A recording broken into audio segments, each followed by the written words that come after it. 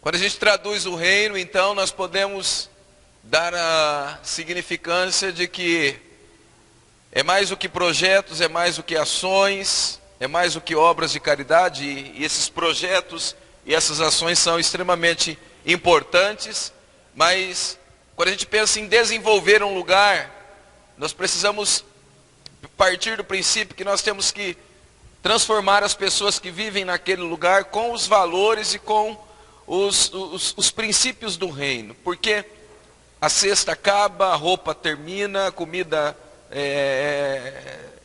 se vai, mas quando os valores estão intrínsecos dentro do sujeito, as coisas vão permanecer acontecendo.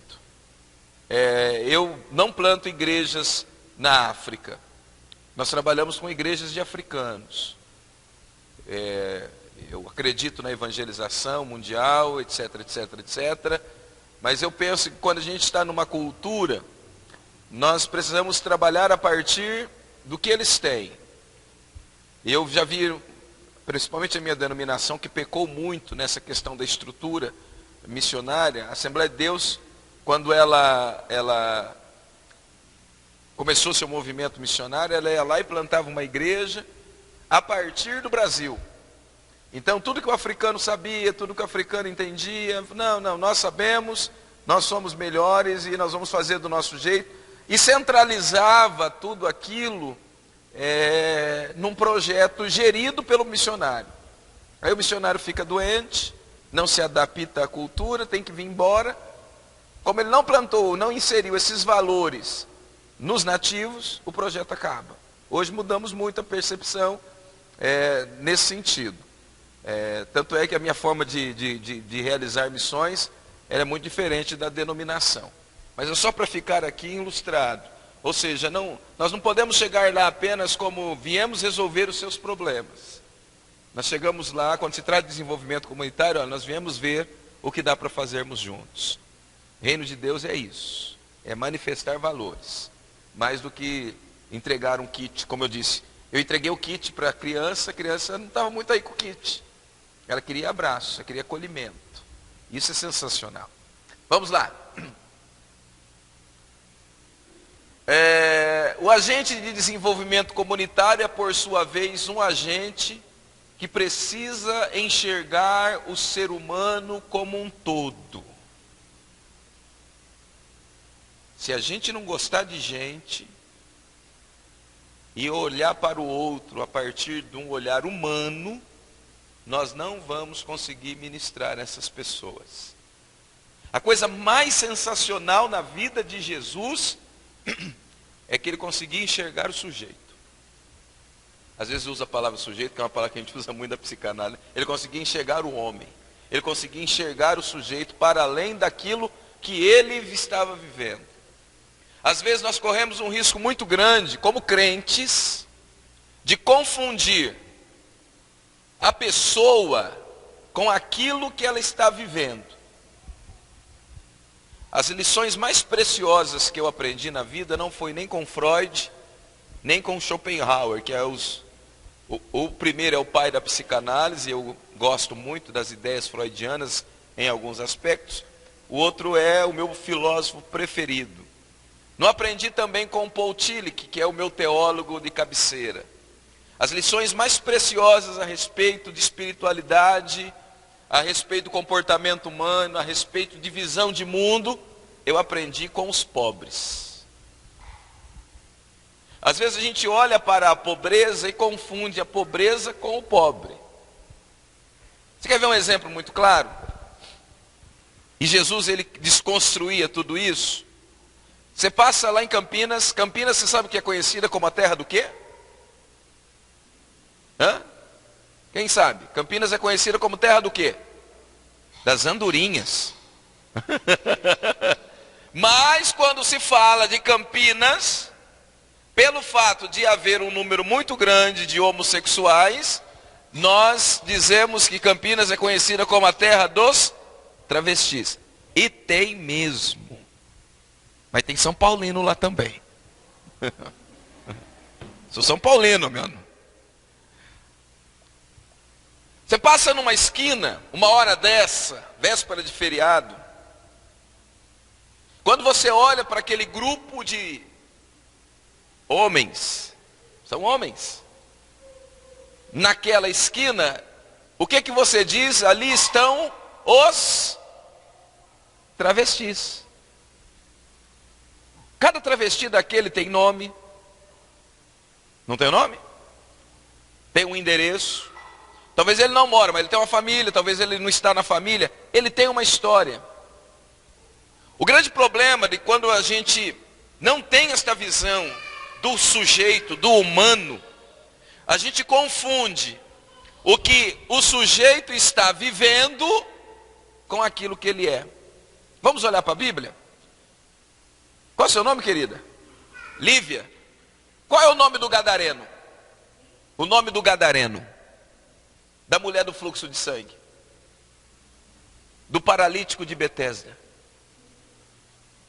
Como que a gente conhece eles? Apenas pelo quê?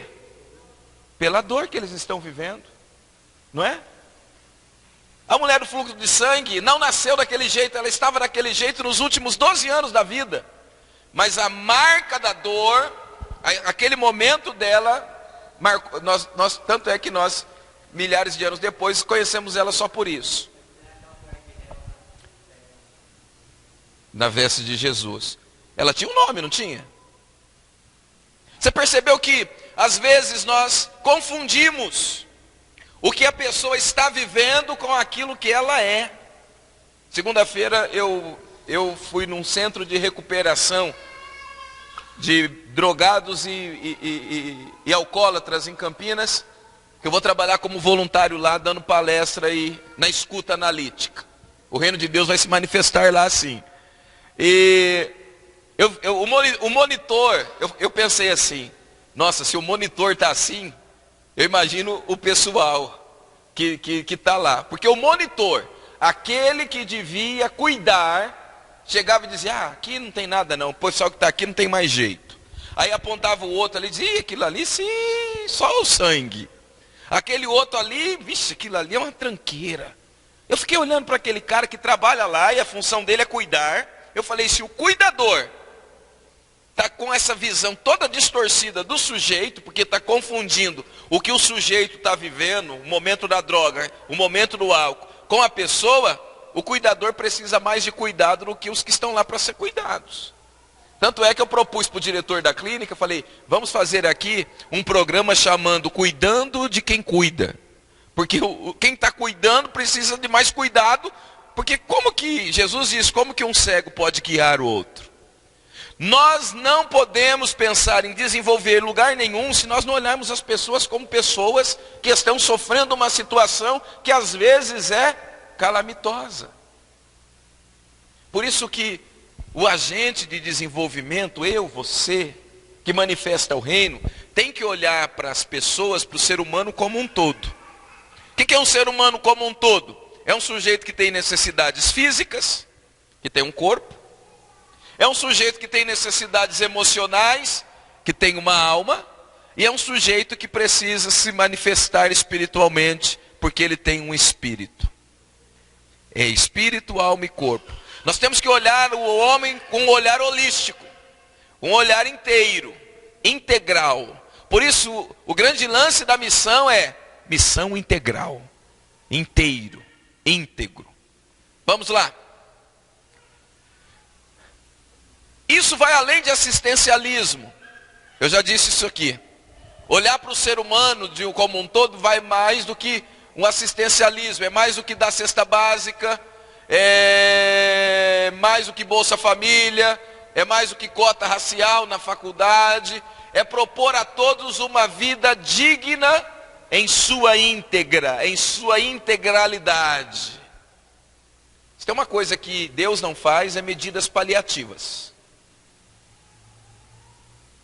Você é salvo, não é? Quem é salvo aqui? Você é salvo por inteiro ou você é salvo meia boca, como diz? É inteiro, não é? É uma transformação integral. A gente não tem paliativo. Deus, ele não faz remendo.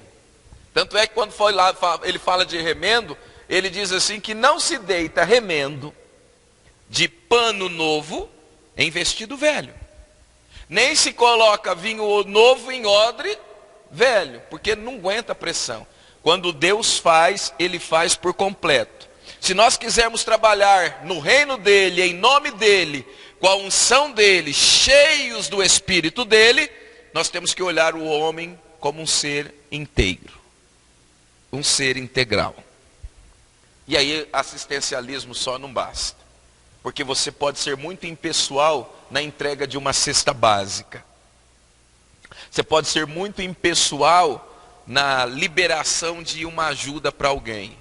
Por isso que eu digo, gente, não confundam. Você dá uma oferta na igreja para missões e dizer que está fazendo missões. É mais do que dar uma oferta. É mais do que você pegar lá R$5, R$10, sabe lá o que foi, e falar, dei lá e fiz minha parte. Não. Isso é filantropia. Missões exige mais. Missões exige comprometimento com a causa. Eu posso dar uma oferta informal. Se a gente chegar aqui e falar, eu quase trouxe hoje umas fotos lá dos africanos e dos projetos que a gente tem, mas falei, eu tenho tanta coisa para falar, o tempo é pequeno. E se eu falar, mostrasse, falar, você se sensibiliza. E você vai dar, se eu pedir, você até dá, mas isso não quer dizer que nós fizemos, porque se nós quisermos manifestar o reino, a gente se envolve. Se eu não estiver disposto a me envolver, eu vou fazer outra coisa. Porque eu não vou conseguir manifestar o reino se eu não estiver envolvido com ele. E é mais do que um envolvimento completo, é um comprometimento total. Porque Jesus disse que o reino está dentro de nós. Está aí o reino, Kaique? Se ele não tiver, não vai. Vamos lá. Alguns princípios de desenvolvimento comunitário. Alguns apenas. Tá com o dedo aí, meu irmão. Precisamos ter uma cosmovisão bíblica. O que é cosmovisão? Cosmovisão, o que é uma cosmovisão? É a maneira de olhar o mundo. É a maneira como eu olho, por exemplo, eu tenho um projeto entre os pigmeus. Quem já viu falar dos pigmeus? Nós temos um projeto entre os pigmeus do Congo. Os menores homens da terra, 1,39 m é o que eles crescem. São desse tamanho. A cosmovisão do pigmeu em relação à higiene é a seguinte: só tomamos banho quando chove. Pigmeu só toma banho quando chove. Porque eles acreditam que, se cai água do céu, quem está lá em cima sabe que é hora de se limpar. Se não cair água do céu, não precisa se limpar. Eles acreditam que a chuva é um chamado para a higiene pessoal natural. A primeira vez que eu estive entre eles, fazia 3 meses que não chovia na floresta. Eu comi morcego e macaco defumado com eles. Fui com o pessoal da Jocunda do Congo. E nós ficamos acampados porque eles não queriam deixar nós entrarmos. E quando deixou entrar, porque eu queria falar, fizeram eu fazer a prova da comida. É uma das coisas que eles fazem muito. A forma de você ser aceito com eles é comer o que eles comem. Mas a forma de você ser mais aceito com eles é comer o que nem eles comem. Aquilo que eles preparam para vocês. Ou seja, o macaco eles comem, mas o morcego não. Prepararam só para mim. E foi uma experiência muito legal, porque o nome é pior que o gosto. Né? O nome é pior que o gosto. Comi, pregamos e hoje nós temos um projeto com igreja estabelecida com o obreiro pigmeu. O Ninhek. O nome dele é Ninhek. No Congo fala o francês e fala o choca, que é o dialeto. É uma coisa mais ou menos, é uma coisa mais ou menos assim. E hoje nós temos uma igreja lá, com Ninhek, que está ganhando os pigmeus para Jesus. São 300 nessa aldeia, só os líderes ainda não se converteram, porque eles são muito fidedignos aos espíritos. Mas a maioria da tribo se converteu, e ninguém mais consulta o espírito, consultam o espírito. E então está lá uma coisa sensacional, esses homens também vão ceder. O reino chegou, se estabeleceu, temos um posto de saúde, água tratada, e eles tomam banho todo domingo. Para quem só tomava quando chovia, eles tomam banho uma vez por semana. O reino se manifestou ali. Quando a gente compara com a vida em Itatiba, fala, nossa, credo, só isso. Mas olha como a cosmovisão mudou.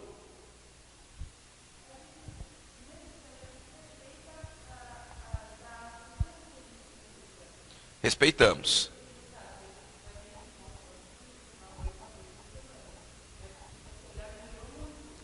Com certeza. Melhorou por quê? Porque nós respeitamos. Só que à medida que o reino se manifesta, a mudança acontece. Eu sempre digo para nós que somos pescadores de homens, nós temos que pescar o peixe, mas limpar, tem que deixar que o Espírito Santo limpe. Poligamia. Eu estava conversando com o Fabiano, ele vai lá com a esposa lá na África resolver a questão da poligamia. Porque na cultura africana, homem e mulher, homem pode ter quantas mulheres quiser. Por exemplo, eu sou casado com a Eliane. Aí eu me interesso por uma segunda mulher. Sabe quem vai pedir a outra mulher em casamento? A Eliane. A Eliane chega na outra mulher e pergunta assim, você quer ser esposa do meu marido, assim como esposa dele eu sou? Se a outra topar, falar, eu quero. A Eliane vai passar 30 dias com a futura noiva candidata a matrimônio, ensinando para ela tudo que eu gosto.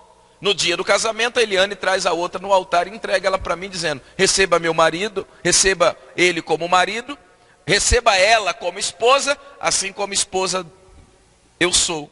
Eu fico com as duas. Se eu quiser a terceira, vão as duas. Se eu quiser as quatro, e assim sucessivamente. Aí o cara casa com 5, aceita Cristo e vem para a igreja. O que aconteceria se um cara chegasse aqui com 5 mulheres nesta igreja?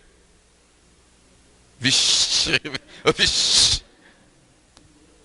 Ia dar um problema, não é? O que a gente faz lá? Vem todo mundo. Tem pastor aqui? Vem todo mundo. Botamos todo mundo na comunhão e todo mundo toma ceia. Nossa! Bom, primeiro porque a ceia é do Senhor, né?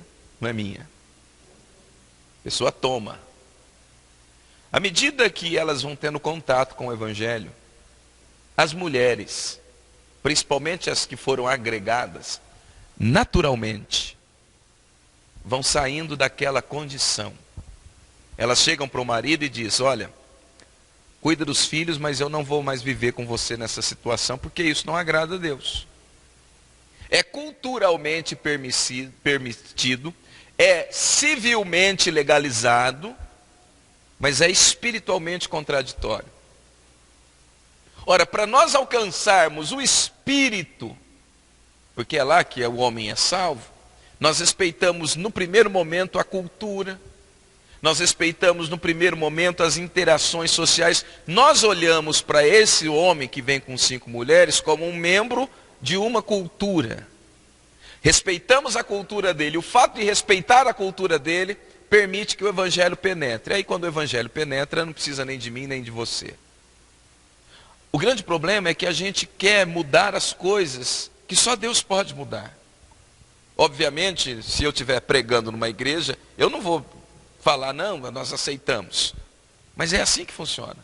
Nós respeitamos a cultura. Vocês já tiveram aula de antropologia cultural?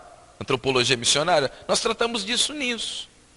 O sujeito, ele é inserido culturalmente. Você chega lá e fala, está errado isso. Não está errado. Está errado para ele, para mim. Está errado para mim. E aí alguns ainda usam a Bíblia. Diz, olha, na Bíblia os homens podiam ter várias mulheres. Eles discutem.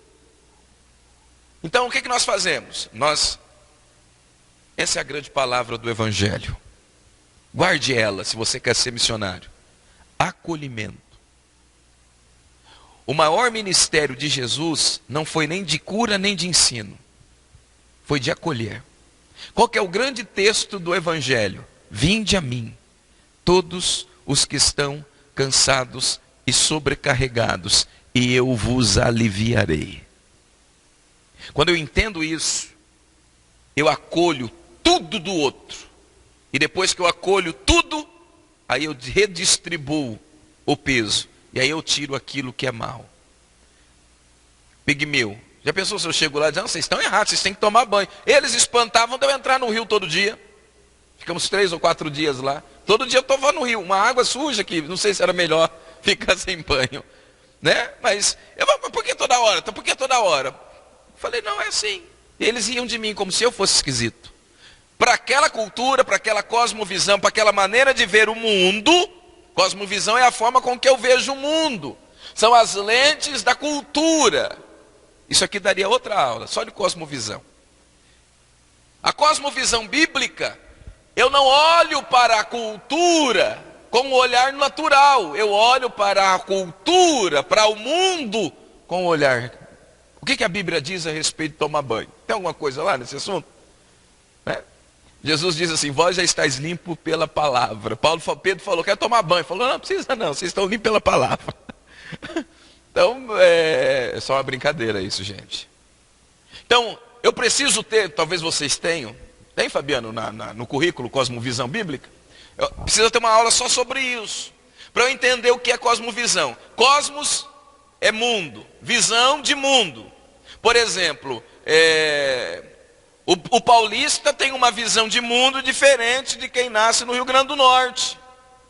Quem nasce lá no Amazonas tem uma visão de mundo diferente de quem nasce lá no Rio Grande do Sul. Ou seja, porque há um enculturamento. Então, dentro desse contexto, a gente olha para isso. Então, eu preciso ter isso. Apesar dos trabalhos sociais serem muito importantes, eles não são um fim em si mesmo. Mais do que desenvolver um projeto social, eu preciso entender que o projeto é um meio para alcançar uma outra coisa. Por exemplo, nós fizemos um projeto lá com os pigmeus de saúde, mas não queríamos só que tivesse um posto de saúde. Nós queríamos que aquele posto de saúde fosse um meio para podermos pregar o evangelho. Vamos lá. Um outro princípio que nós temos que ter em mente, eu estava comentando com o Fabiano, só quero fazer um adendo aqui, é que esse tema, gente, nós temos lá em Campinas esse curso, dentro do curso nós temos a questão de desenvolvimento. Esse tema, nós temos um módulo de 5 encontros só para falar disso. E hoje nós estamos falando disso aqui em 4 horas. Então, não dá para ter pelo menos para mim, eu gostaria que nós tivéssemos mais tempo. Mas, por isso que eu estou correndo com essas questões, e às vezes parece que fica coisa atropelada. Mas como vocês são inteligentes, eu espero que vocês estão conseguindo entender pelo menos alguma coisa, certo? Vamos lá. Um outro princípio importante é que nós precisamos acreditar na transformação das comunidades. Eu preciso acreditar que aquilo que eu estou fazendo, aonde estou fazendo, vai surtir um efeito transformador. Hoje nós temos uma mentalidade que as coisas não mudam, não é? Não, ali não muda. E se quiser tentar, você tenta. Mas ali, quando eu ouço isso, aí que eu me inspiro. Porque eu sou invocado nesse negócio. Quanto mais complicado, maior é a glória de Deus. Quanto mais difícil, mais fácil. David Livingstone, já ouviram falar desse cara? Missionário, foi missionário na África. Ele diz assim, a obra de Deus começa difícil, fica impossível e então é feita. Tudo aquilo que é fácil demais não vale a pena. Vocês ouviram isso? Se for fácil demais, não vale a pena. Se for difícil, ore para Deus deixar impossível. Porque se ficar impossível, todas as nossas ações serão seguidas de milagre. Se eu for contar para vocês as experiências que eu já tive com os milagres de Deus, já aconteceram coisas que às vezes eu conto, o povo fica olhando assim para minha cara e fala, esse negão está mentindo aqui para nós. Porque é quando fica difícil que Deus gosta de fazer. Vou dizer uma coisa a você, cada um de vocês aqui, no chamado de vocês e naquilo que vocês se propuseram a viver, Deus não vai entregar nada fácil para você fazer. Ele não vai entregar nada fácil. No que diz evangelização mundial, missões, desenvolvimento comunitário, reino de Deus, nada será fácil. Mas será possível. Você pode dizer isso para o seu colega aí do lado? Diga, nada será fácil, mas será possível.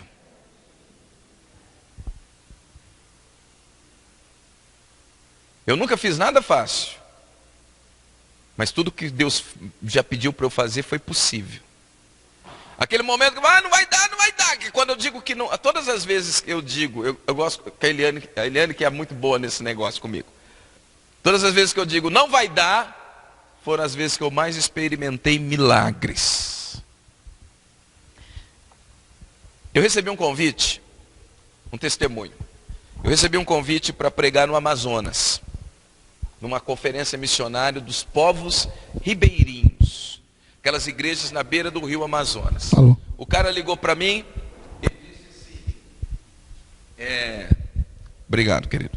Ele disse assim, olha, nós estávamos orando aqui, Deus mandou chamar você. Falei, maravilha, se Deus mandou, beleza. Você vem? Falei, vou. Nós temos 2 problemas. Eu falei, quais são? Primeiro, nós não temos dinheiro para lhe dar uma oferta.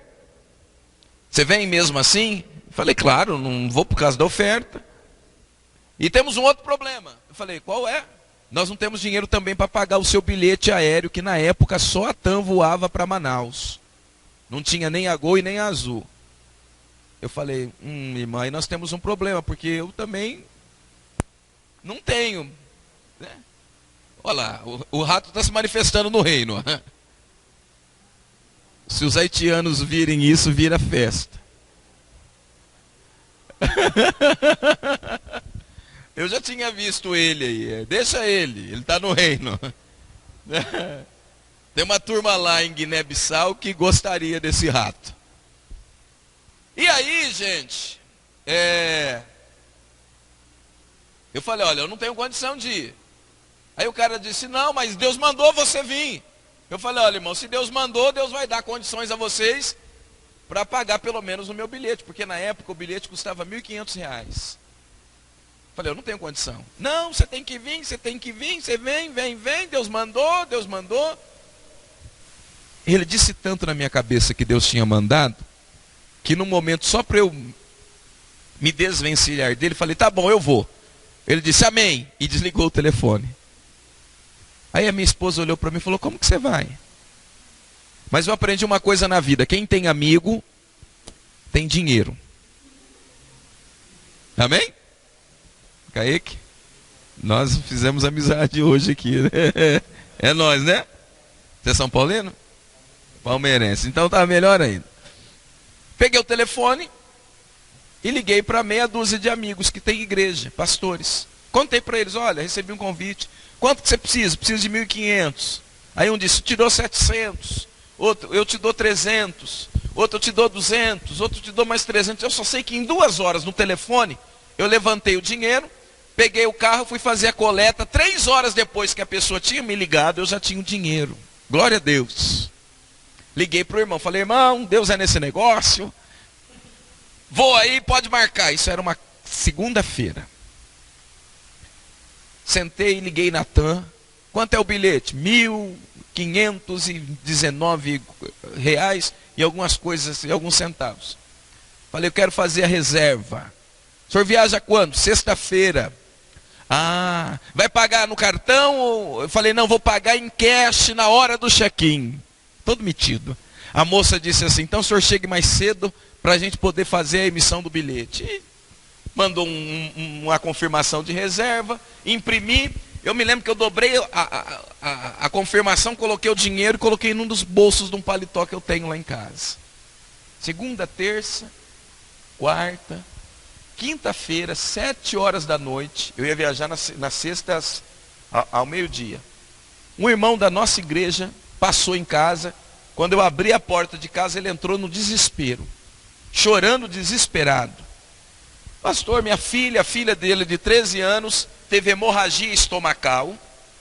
O sangue entrou não sei aonde que não podia entrar, caiu na cavidade abdominal, os médicos desenganaram a menina. Iam fazer uma cirurgia de emergência com a garota. E a menina está lá, e ele desesperado, e eu, não morre.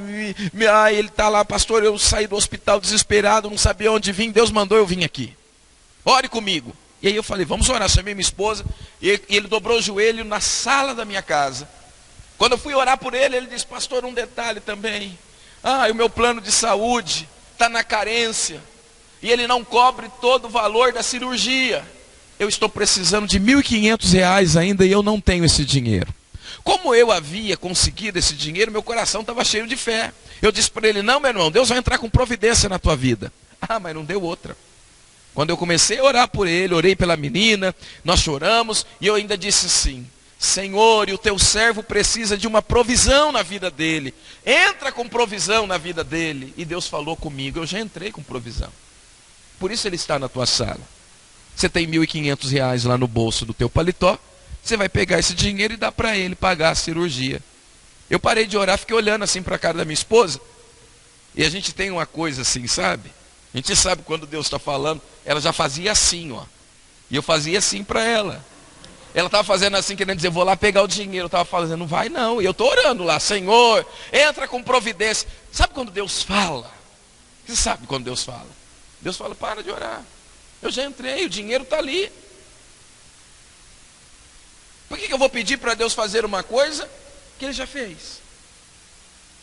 Por que eu vou pedir para Ele abrir uma porta que já está aberta? Pega o dinheiro e dá para Ele. Ah, eu fiz assim para ela. Ela levantou, ela saiu de trás dele, foi lá, pegou o dinheiro, veio. Quando eu terminei de orar, o irmão levantou, eu abracei ele, a gente estava emocionado, porque a menina é muito querida, nossa também. E ele disse, então deixa eu ir. Aí eu peguei e falei, irmão, está aqui o dinheiro, vai lá, paga a cirurgia da sua filha. Ele começou a chorar, eu chorei também. Eu chorei de emoção. Eu chorei porque eu sabia naquele momento que eu estava me envolvendo em algo muito grande. Entreguei o dinheiro e ele saiu. Aí eu olhei para ele e falei, pronto, como que eu vou viajar agora? Eu avisei que iria, e ela falou, não, fique em paz. Sentei do lado do telefone, peguei o telefone, ela falou, você vai ligar para quem? Eu falei, vou ligar para o irmão dizendo que eu não vou. Falou, não, faz isso não. Eu falei, mas é amanhã, e ele precisa arrumar outra pessoa, e enrolei, ela não deixou eu ligar. Aí soltei o telefone, dei uma volta para o fundo, vim para frente, fui para o fundo, vim para frente, sentei de novo, ela disse, vai ligar aonde agora? Eu falei, vou ligar na TAM. Porque eu fiz o bilhete no show, e se eu não for, eu vou ainda pagar uma multa. Ela falou, não, faz o seguinte, amanhã de manhã você vai lá e resolve isso pessoalmente. E eu moro a 15 minutos do aeroporto. O dia amanheceu, 8 horas da manhã, eu estava lá no Viracopos, no guichê da TAM. Quando a moça abriu a portinha, bom dia, bom dia. Pois não, senhor. Falei, eu vim aqui cancelar um bilhete que eu ia viajar, não vou viajar mais. Ah, pois não, ela com toda delicadeza abriu lá a tela. Ah, seu número tal, meu nome é tal, tal, tal, tal. Ah, senhor Marcelo. Ah, sim. O senhor não vai viajar? Falei, não. Mas por quê? Eu já não gostei da pergunta. Não tem que saber por que eu não vou, né? Falei, eu tive um problema, não vai dar para viajar. Mas por que, senhor Marcelo, o senhor não vai viajar? Falei, não, eu tive um problema e não dá para eu viajar. E ela ficou olhando para mim, eu não estou entendendo. Eu falei, o que você não entendeu, minha filha? O senhor não vai viajar? Qual o problema que o senhor teve? Eu achei tão indelicada a pergunta dela, mas era Deus trabalhando. Eu falei, quer saber? Ela falou, sim, não tenho dinheiro para pagar o bilhete. Ela olhou para minha cara e falou, mas seu Marcelo, eu não estou entendendo. Eu falei, o que você não entendeu, minha filha? Que eu não tenho dinheiro? Eu não tenho dinheiro, eu não tenho dinheiro, eu não tenho que pagar o bilhete, então eu tenho que pagar R$ 1.000 e poucos, R$ 1.500 e poucos, eu não tenho dinheiro. A moça, olhando assim para mim, então é isso que eu não estou entendendo. Eu falei, o que você não está entendendo? Ela falou, porque o seu bilhete está pago. O seu bilhete foi pago no dia que o senhor fez a reserva. O senhor pagou o bilhete? Eu falei, não, eu comecei a tremer. Eu falei, não, eu não paguei, então o seu bilhete está pago. Ela virou a tela do computador, você é Marcelo Satiro? Eu falei, sou. Seu RG é esse? Sim. Seu CPF? Aí eu comecei a chorar, irmãos. Seu CPF é esse? Eu falei, então, seu Marcelo, o senhor não pagou? Eu falei, não, eu vim aqui porque... E aí eu contei a história. Ela disse, o senhor é crente? Eu falei, sou. Ela falou, já entendi tudo. Porque a moça também era da igreja. É Deus, seu Marcelo. A moça da TAM, tem hora que Deus tem que usar outra. É Deus. O senhor quer que emite bilhete? Eu falei, quero. Então corre, que era 9h30. O senhor tem que estar aqui a meio-dia. O senhor pode ir fazer o check-in direto. Irmãos, emitiu o bilhete, fui, preguei. A igreja que não tinha condição de dar uma oferta, apareceu um dono de barco lá, ouviu o projeto dos pigmeus e deu R$ 5.000 de oferta para o projeto. No lugar mais improvável. Por quê? Porque a gente precisa acreditar que as coisas mudam. A gente precisa acreditar que até aquilo que está difícil tem poder de Deus para transformar aquilo. Entendam isso. Deus nunca dará nada a você que seja fácil. Mas Ele sempre dará o que é possível. Ainda que pareça impossível. Vamos lá. Nossas atitudes falam mais do que a nossa voz. Faça mais e fale menos. Às vezes a gente fala. Já viu galinha quando termina de botar? Quem já presenciou? Isso é galinha mesmo? Tá esquisito essa galinha mesmo, né? Você vai lá, tem um ovo. Um ovo. Já viu a história da tartaruga marinha? Bota ovos à noite numa praia deserta com a maré baixa. Cava quase 2 horas para criar um ninho de quase 1 metro de profundidade. E de uma única vez ela põe 180 ovos. Depois ela tampa. A maré sobe, lava aquilo. De manhã, quando se passa lá, não percebe-se que a tartaruga marinha esteve lá. Somente depois de 52 dias, eclodem. Todos os 180 ovos, nascem 180 tartaruguinhas. Nós somos a geração dos crentes galinha. A gente faz muito barulho, mas quando você vai ver, tem pouca coisa. Deus é um Deus, e o reino de Deus é o reino das tartarugas. É silencioso, mas produz resultados consistentes. Dá uma olhada aí para quem está do teu lado. Você não vai responder, nem perguntar. Eu pergunto, é galinha ou tartaruga? Atitudes falam mais que nossa voz. Vamos lá. Pode ir. Precisamos nos importar mais com as pessoas do que com os projetos. Às vezes nós estamos mais preocupados com a estrutura do que com gente. Às vezes nós queremos mais um escritório do que estar em contato com as pessoas. Entendam, precisamos nos importar mais com as pessoas do que com os projetos. Os projetos só existem por causa das pessoas. Não são as pessoas que existem por causa dos projetos. Se você tem um projeto, só o tem porque precisa alcançar pessoas. As pessoas sobrevivem sem projetos. Projetos não sobrevivem sem pessoas. Priorize pessoas. Jesus priorizava pessoas. Se você ler a história, Jesus foi 3 vezes só à igreja do tempo dele. Quando ele foi apresentado, quando ele completou 12 anos e quando ele entrou para destruir os cambistas e quebrar tudo lá. Todo o ministério de Jesus estava não em torno de estruturas, estava em torno de pessoas. Se nós quisermos desenvolver comunidades, nós temos que nos interessar por gente. Pode passar. Embora os projetos sejam para servir as pessoas, nosso alvo principal de ser valorizar as pessoas mais do que os projetos sociais que fazemos com ela. Depois nós temos lá o texto muito conhecido de 1 Coríntios 13, que a gente pode fazer de tudo, mas se não tiver amor, de nada serve. Depois você lê a referência bíblica. Pode passar, querida. O outro princípio fundamental é, se nós não acreditarmos na capacidade de transformação na comunidade, se torna muito difícil dar continuidade nos projetos de desenvolvimento comunitário. É quase uma repetição do que eu já estou falando. Por mais difícil que seja o lugar, nós precisamos acreditar que aquilo pode mudar. Às vezes eu vou para alguns lugares da África, eu olho assim e falo, meu Deus. E aí quando eu falo, meu Deus, o nosso Deus intervém. Talvez eu não mude tudo. Mas quando a gente consegue alcançar alguém, eu conheço uma missionária, eu fiz ETED, em Contagem. Meu primeiro curso de formação missionária foi na Jocum. E uma vez nós estávamos lá numa clínica pastoral, e veio uma missionária que ela servia no Líbano. Naquela época, 20 anos atrás, servir no Líbano era um desafio. E ela disse que ela foi para lá e ficou 5 anos no Líbano, cuidando de um orfanato. E ela conseguiu ganhar apenas um homem para Jesus. Ela veio embora, mas esse homem se envolveu com os estudos, se tornou líder de uma região, enfim, virou um governante no Líbano e influenciou, e hoje ele influencia milhares de pessoas através do testemunho dela. Eu disse, ela não conseguiu a mudança, mas aquele homem que ela conseguiu alcançar, conseguiu efetuar a mudança que ela sonhava. O sonho de quem sonha não morre quando quem sonha morre.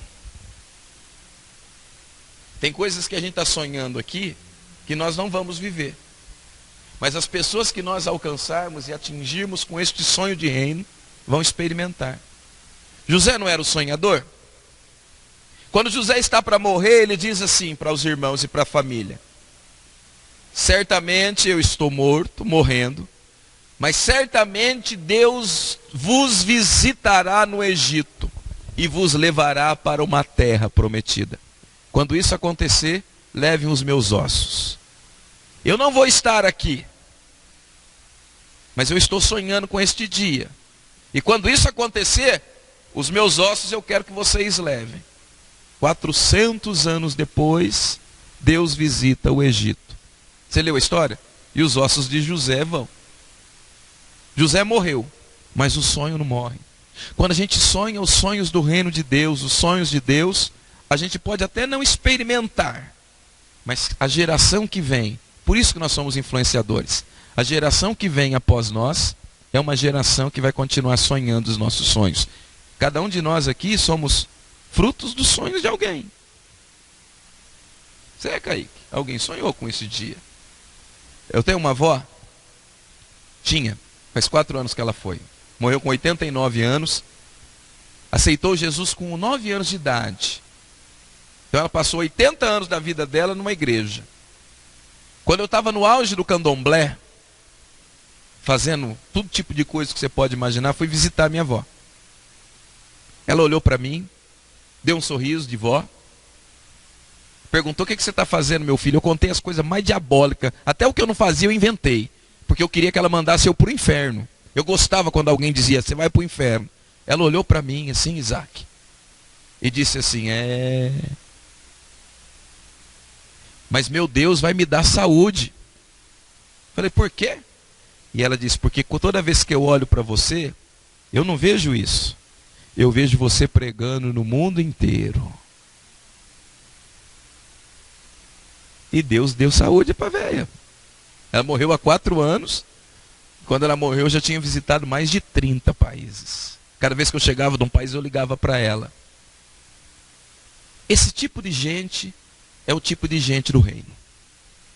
Há 3 tipos de pessoas que se relacionam conosco: as pessoas do ontem. As pessoas do ontem querem te levar para trás. As pessoas do ontem são pessimistas, são invejosas. Elas não acreditam que Deus pode fazer.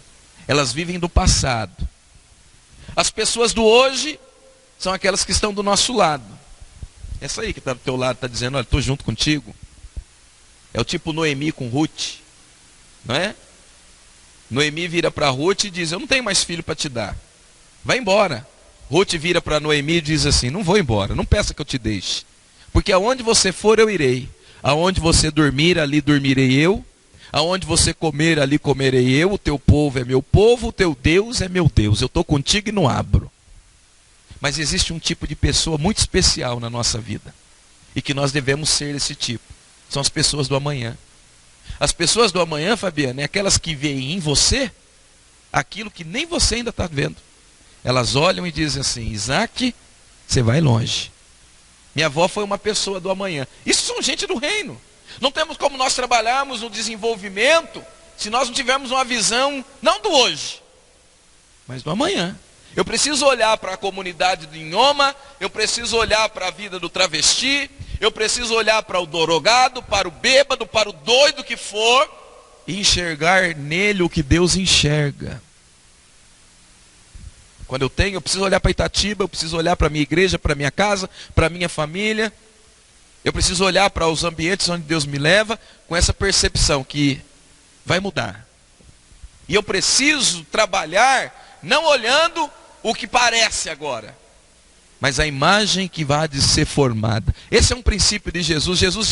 Deus diz para Jeremias: antes de você nascer, eu te conheci, te consagrei, e as nações te dei por profeta. Você nem existia, eu já estava vendo. Nós somos um projeto que nasceu para dar certo. O diabo entra na história para nos desconfigurar. Mas aí Deus levanta um grupo de pessoas como vocês, para incutir em vocês esse princípio, para que vocês saiam daqui e restaurem a imagem de Deus nas pessoas e nas comunidades. Esse é o nosso chamado. Vamos à frente. Entender que não estamos na comunidade apenas para ensinar. Diga, eu não estou para ensinar. Porque nós não somos professores, e sim alunos que ensinam. Por isso nós estamos aqui.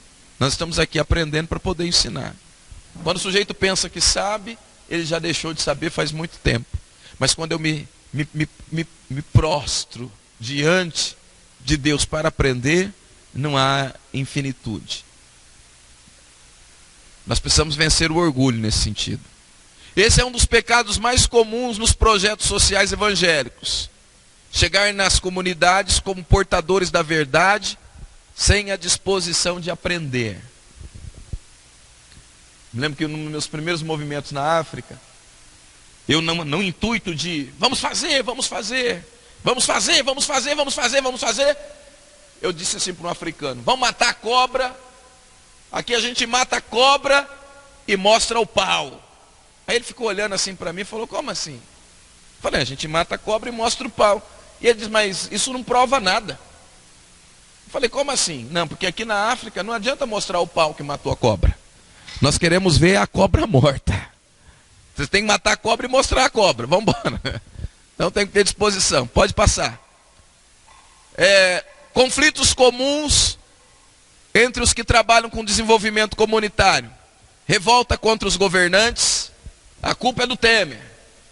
Porque o governo não toma providência nessa situação. A rua não é asfaltada, pouca estrutura na questão de saúde. Pode passar. Um outro conflito que a gente acaba entrando em crise existencial. Será que Deus me chamou mesmo para isso? Porque, lembra, as coisas não são fáceis, são possíveis. E às vezes essa possibilidade parece tão impossível que a gente entra em crise e começa a questionar o próprio chamado. Parece que o que fazemos é tão pouco diante da situação que vivemos na comunidade. Alguns chegam até a se perguntar: será que eu vou dar conta de viver nesse lugar? Já aconteceu isso com você? Será que eu dou conta disso? Às vezes isso acontece comigo. Pode ir. O paternalismo. Paternalismo é quando você, na preguiça de ensinar, você faz. Quem é pai aqui sabe do que eu estou falando, né?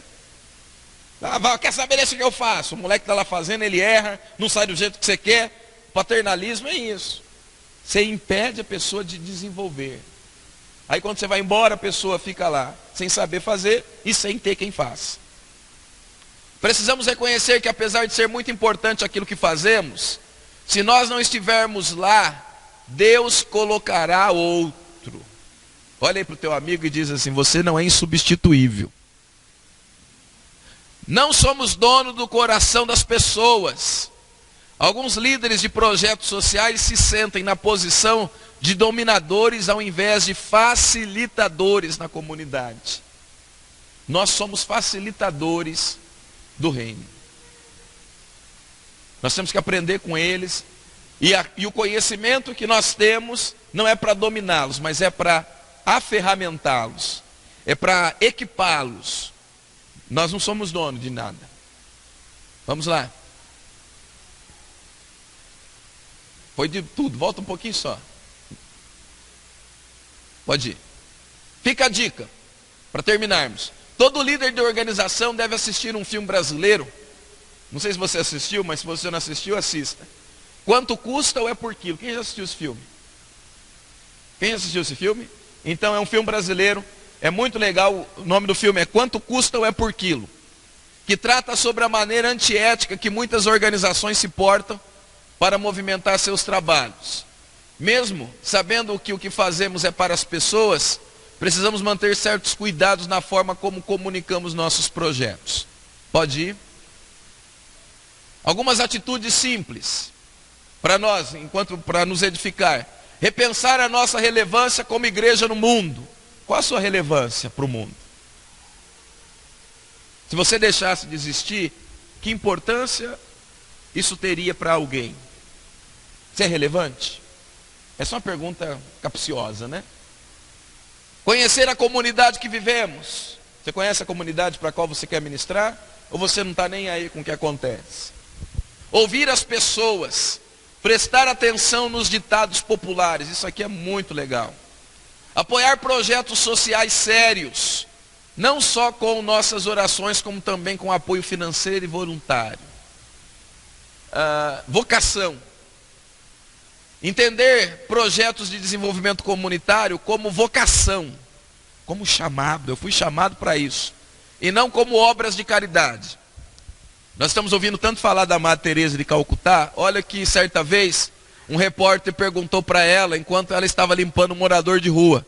Ele disse assim: eu não faria isso nem por $1 milhão.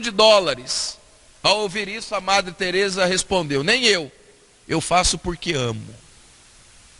Isso é sensacional. Só faz isso, só fala isso quem é vocacionado. Quem não é vocacionado, quando você pergunta, quer fazer? Ele pergunta, mas o que eu vou ganhar com isso? Para quem é vocacionado, quando você desafia ele, se quer fazer? Ele pergunta, o que eu preciso fazer para que isso aconteça? Quero sugerir esses filmes para você. Hotel Ruanda. Eu já estive em Ruanda, em Kigali, em Bujumbura, no Burundi. Hotel Ruanda fala sobre o genocídio de 94. Morreram 1 milhão de pessoas em 100 dias. O outro filme é Quanto Custa ou É por Quilo, que é um filme brasileiro que é muito legal. E tem um filme chamado Redenção. Quem já assistiu? Redenção. Redenção também fala sobre desenvolvimento comunitário. E ali você vai perceber que... O que é aquele filme? Aquele filme discute ética. Daria até para a gente fazer uma discussão aqui. Muito legal, quem sabe numa outra oportunidade. Tem mais um? Acabou. Então é isso aí, para a gente refletir. Eu acredito que, eu sou um péssimo comunicador, mas eu acredito que o Espírito de Deus traduz isso no seu coração de uma forma mais ampla. Eu estou à disposição, já deixei ali a minha disposição ao Fabiano.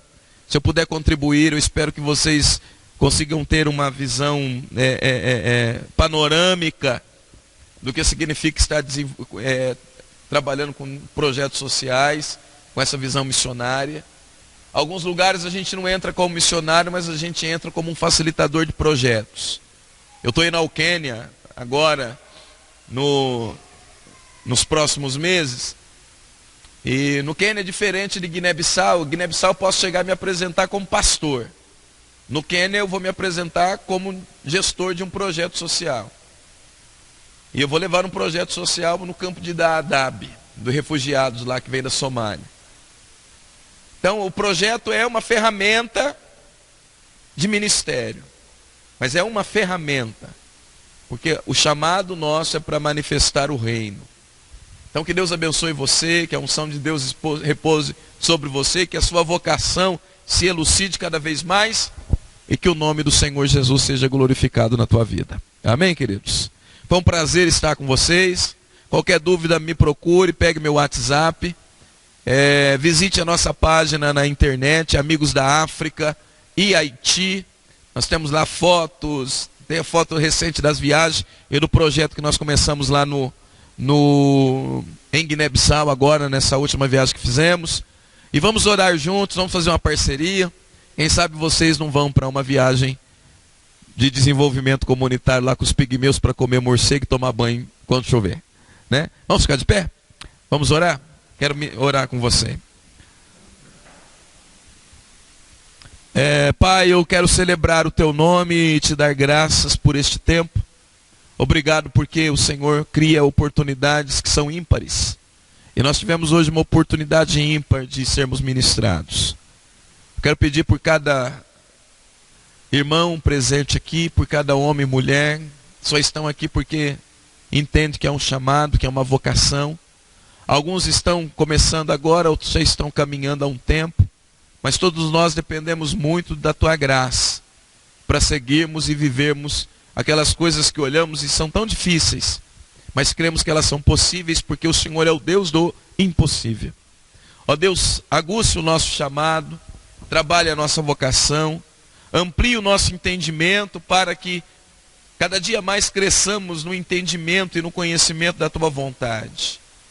Que o Senhor nos dê ferramentas que sejam relevantes para a manifestação do teu reino.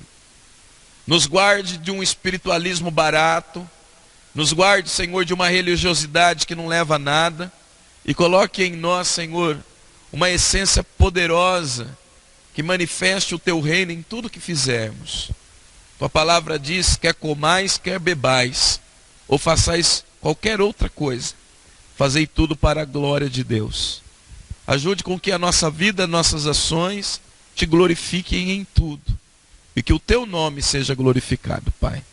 Eu peço a tua bênção sobre esta turma, sobre este curso, sobre este projeto, sobre a liderança que está sobre este grupo de pessoas, e que o Senhor se manifeste através de nós em cada ambiente que nós chegarmos, porque aonde nós chegarmos o teu reino vai chegar conosco.